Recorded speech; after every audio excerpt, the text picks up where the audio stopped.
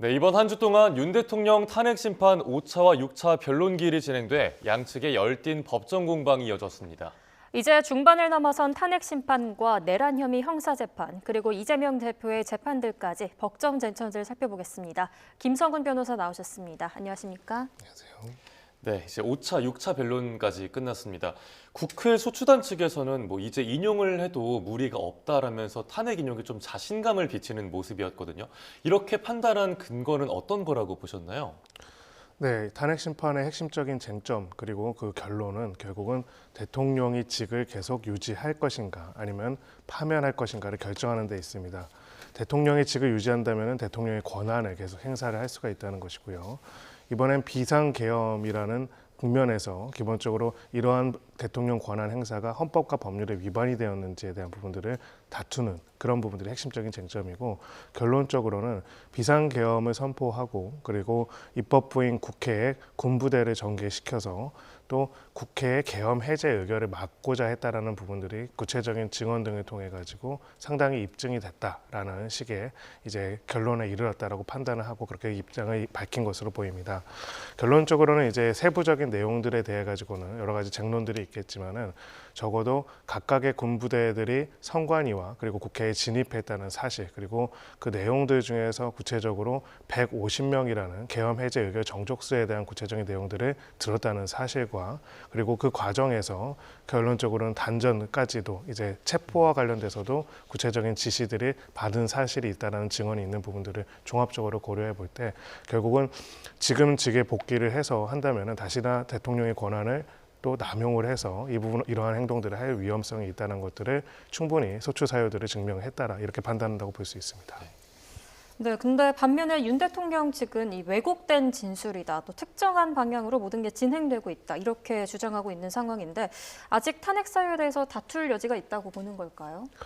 네, 기본적으로 이제 이 탄핵 사유가 된 기초적 사실관계에 대해서 전면 부인을 하고 있는 입장입니다. 즉 소위 말해서 국회 해제 의결을 막고자 하는 지시를 한 사실이 없고, 그리고 당시 상황만 알아보려고 이야기를 했고, 심지어는 이제 계엄 선포 직후에 홍장원 제1차장 차장 같은 경우에는 국정원의 2인자이고요. 그 전까지는 국정원 직무대행이었습니다. 네. 연락해서 이제 이야기했던 것들은 계엄과 아무 상관없는 이야기였다라는 이제 그런 식의 주장들을 이제 계속 하고 있습니다. 그렇기 때문에 결론적으로는 기초적인 사실관계 자체에 대해서 이 부분이 사실이 아니다라는 이제 진술을 계속 하고 있는 것으로 보이고요. 아마 이제 최후 변론이라든지 그 과정에서 재판부가 계속 이제 궁금할 부분들은, 그렇다면은 당시 비상계엄을 선포하고 나서 왜 군부대가 국회에 가가지고 국회 본청에 진입하는 일들이 벌어졌는지에 관한 부분들일 겁니다. 지금 일단은 확실하게 다툼 없는 사실이라고 합니다. 재판에서 다툼 없는 사실로 확인된 거는 당시 군부대가 국회로 갔고 이 국회로 간 내용들에 대해서 각 사령관과 대통령의 구체적인 통화 지시들이 있었고, 그 통화의 지시의 내용에 대해서는 증언을 안 하는 거부한 사람이 있고 증언을 한 사람이 있지만은 결론적으로 그 통화 자체가 있었다는 점에 대해서 부인하는 사람은 아무도 없습니다. 그렇다면은 군병력이 이제 국회로 전개된 부분들에 대해 가지고는 다 인지를 하고 있다라고 볼 수가 있고요.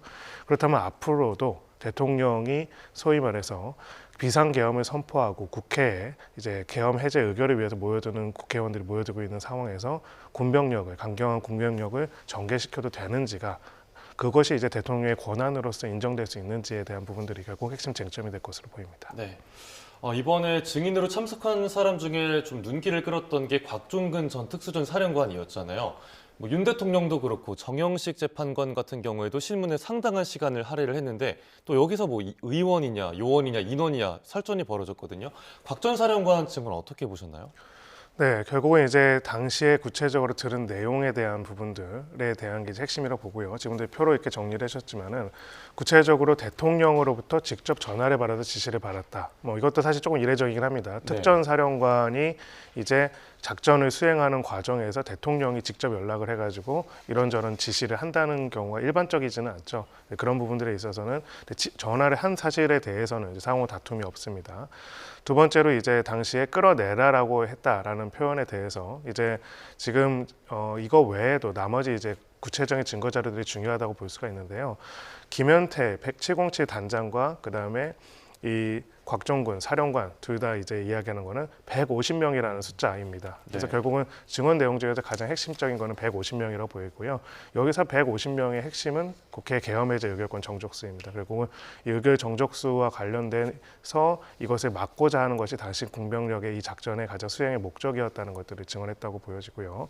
여기서 이제 핵심적인 거는 인원을 끄집어내라고 지시했다. 국회의원을 끄집어내라는 지시, 국회의원이라는 표현을 안 썼지만은 곽종근 사령관은 150명이 되면 안 되고 인원을 끄집어내라라고 이야기를 했으면은 결론적으로는 150명과 관련돼서 여기 말하는 인원이라는 거는 국회의원들이 얘기하는 것이라고 자기는 합리적으로 생각한다라고 이야기를 했고요. 네.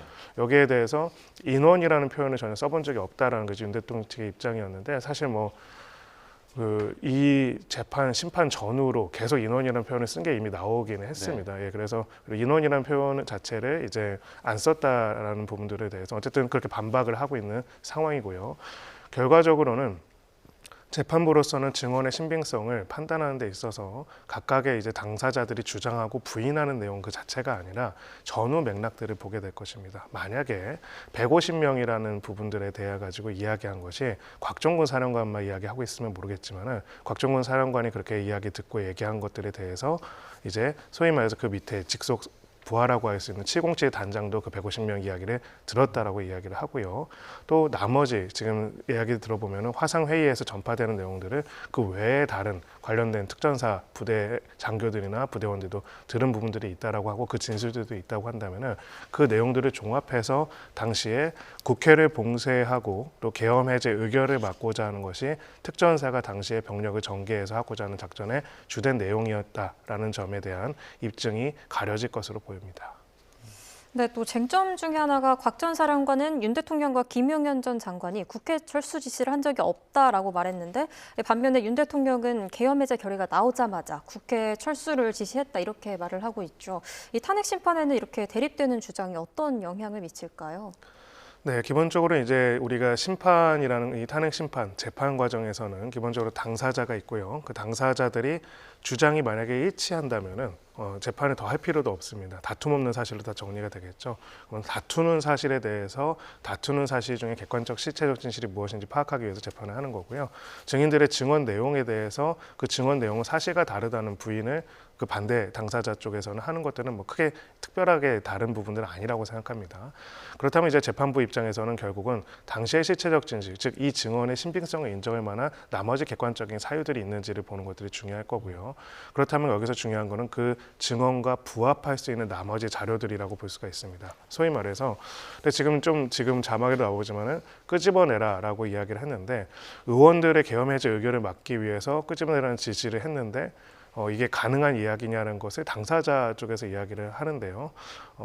사실 여기에 대해서는 법률적으로는 저도 이제 어떻게 이야기할지 모르겠는 게 이게 가능하지 않고 이렇게 하면 안 되기 때문에 탄핵소추가 된 것입니다. 그래서 결국은 이게 합법적이지 않고 합리적이지 않기 때문에 문제가 된다라는 점 자체는 뭐 사람들이 누가 보더라도 여기에 대해서 이견은 없을 거라고 생각하고요. 대통령이 행정부의 수반으로서 제한적 권한을 가지고 있는 사람이 국회 계엄 해제 의결을 막기 위해서 군부대를 투입해서 물리적으로 그것을 저지하려고 하는 것이 불법이라는 것들은 심지어는 피청구인 본인 입장에서도 모두가 다 인정하고 있다고 저는 생각을 합니다. 그래서 그 지시를 한 적이 없다는 얘기를 하는 건데 결국은 곽 사령관과 특임단장의 증언 그리고 나머지 검찰 수사 과정에서의 여러 장교들의 이제 진술들도 되게 중요할 겁니다. 이 재판이 아니라 그 전에 있었던 기일에서 예를 들어서 이진우 사령관 관련돼서도 이제 증언들이 있었는데 당시 이진우 사령관은 구체적인 내용들에 대한 진술을 안 했습니다. 총을 쏘서라도 문을 부시고 끄집어내라라는 이야기들에 대한 부분들 이런 내용들에 대해서 증언을 하지는 않고 다만 검찰 수사 과정에서는 진술을 한 것으로 보이는데요. 가령 이분 같은 경우에도 그렇습니다. 당시에 바로 옆에서 통화 내용을 같이 듣고 있었던 이제 수행 장교 같은 경우에는 당시에 이제 그런 내용들에 이제 전화 지시가 있었다는 걸 명확하게 진술을 했기 때문에 결국 법정 증언뿐만 아니라 결국 법정 증언에 대한 나머지 보강 자료들을 전반적으로 봐서 어떤 증언이 객관적인 증언인지 그리고 그것의 증언의 의미가 무엇인지를 재판관들이 판단할 것이라고 봅니다. 네, 지금 변론에 참석한 증인들의 증언이 바뀌는 경우도 있고 또 아니면 뭐 이진우 사령관처럼 뭐 증언을 하지 않겠습니다라는 경우도 있는데 이런 부분을 재판관들 입장에서 어떻게 보나요? 좀 재판에 어떻게 작용합니까? 네, 두 가지를 봅니다. 기본적으로 증언 자체가 계속 일관된 부분들은 증언의 신빙성을 높이는 것이고요. 증언에서 변경되고 바뀌는 부분들은 증언의 신빙성을 낮추는 부분들입니다. 다만 이제 여기서 이제 두 가지 점을 보는데요. 그 구체적인 사실관계에 대한 기억과 관련돼서는 기본적으로는 그 사실관계를 경험한 기억이 가장 가까우면 가까울수록 그 증언이 좀 더 신빙성 있는 내용들로 보는 부분들이 있습니다. 그리고 두 번째로 이제 그 증언과 진술이 변경되거나 변화될 만한 사정들이 있는지에 관한 부분과 가장 중요한 거는 사실은 증언이라는 건 기본적으로 그 개인이 기억하는 것을 기억 양심에 따라서 이야기하는 것이기 때문에 나머지의 객관적인 단단한 증거들과 어떻게 조화를 이루는지가 사실 중요하다고 볼 수가 있겠죠. 증인의 그 한두 마디뿐만이 아니라 결국 그 한두 마디를 인정할 수 있는 나머지 사람들의 진술과 당시의 객관적인 정황들입니다. 가장 대표적으로 볼 수 있는 게 체포조와 관련된 부분들입니다.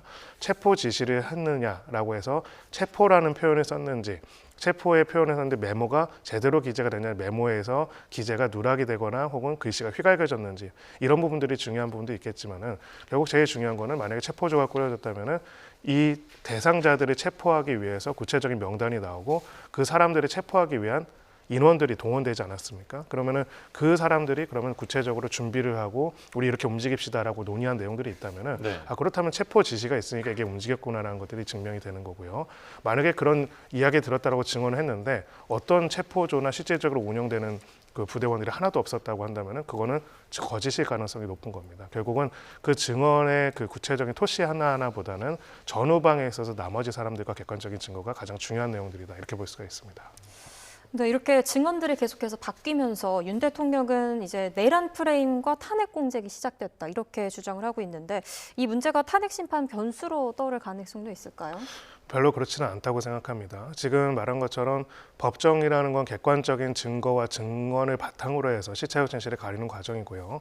어떤 프레임이나 어떤 의도를 가지고 누군가가 무엇을 한다라고 주장한다면은 이것 또한 객관적이고 구체적인 증거로서 입증을 해야 한다라고 생각을 합니다. 결론적으로는 그 부분에 있어가지고 각 당사자들이 주장을 할 수도 있겠지만은 이 내용 자체에 대해서는 그러면 어떤 부분에서 구체적으로 이것들이 이제 그런 공작이라고 보는지에 대한 것들의 객관적인 증거를 입증을 해야 할 것입니다. 네. 이제 탄핵 심판 변론길이 7차와 8차가 남아 있잖아요. 이 주요 쟁점은 어떤 게 될까요? 네, 결국 핵심적인 거는 이제 앞서서 나왔던 이제 증언들 말고도 특히나 이제 경찰력을 동원하는 그 배경과 경찰력을 동원해서 무엇을 하고자 했는지에 관한 부분들이 있을 겁니다. 가장 핵심적인 거는 봉쇄, 특히 이제 그 조지호 청장 같은 경우에는 이제 경찰력을 동원해서 조지호 청장과 서울청장한테 무슨 지시가 있었는지 굉장히 중요하고요. 지금 검찰의 공소장 내용을 보면은 결론적으로는 이제 국회 계엄 해제 의결을 봉쇄하기 위해서 경찰력 동원하는 지시가 있었는지 그 핵심이 될 것이라고 보여지고요.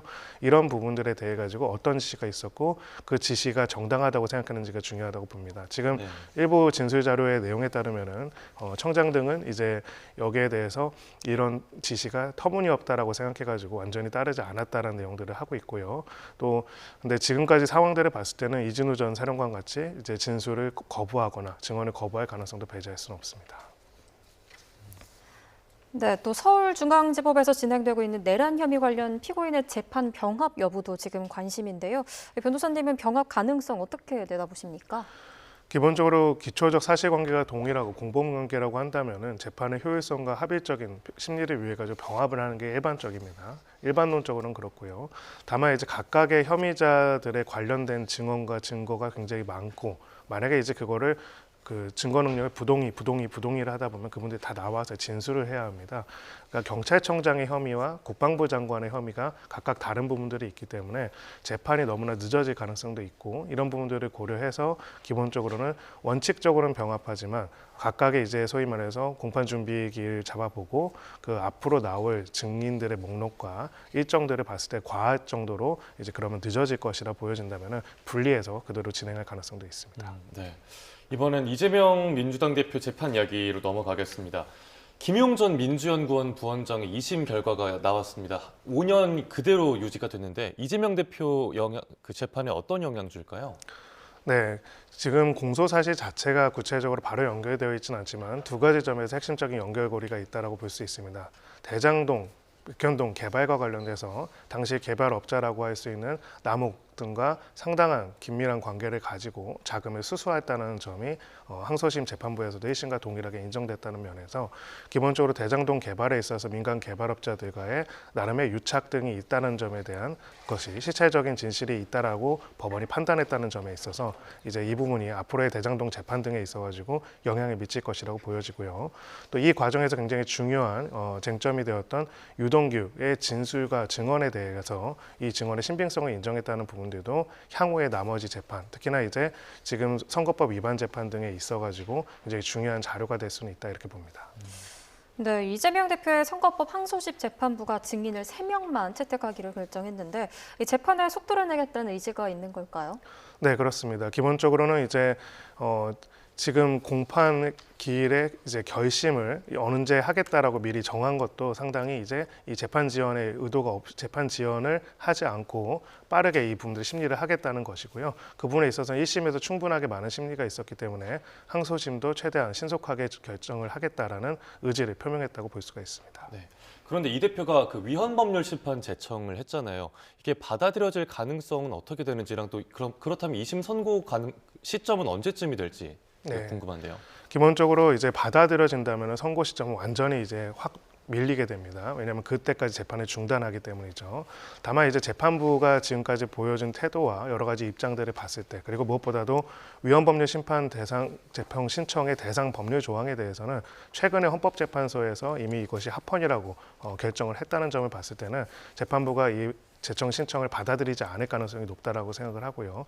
받아들이지 않는다고 한다면은 재판의 일정들은 크게 원래 예정된 일정과 다르게 지연될 가능성은 낮다라고 봅니다. 예, 알겠습니다. 오늘 말씀 여기까지 듣겠습니다. 김성현 변호사와 함께 탄핵 심판과 형사 재판, 이재명 대표 재판을 둘러싼 법적 쟁점들 짚어봤습니다. 고맙습니다.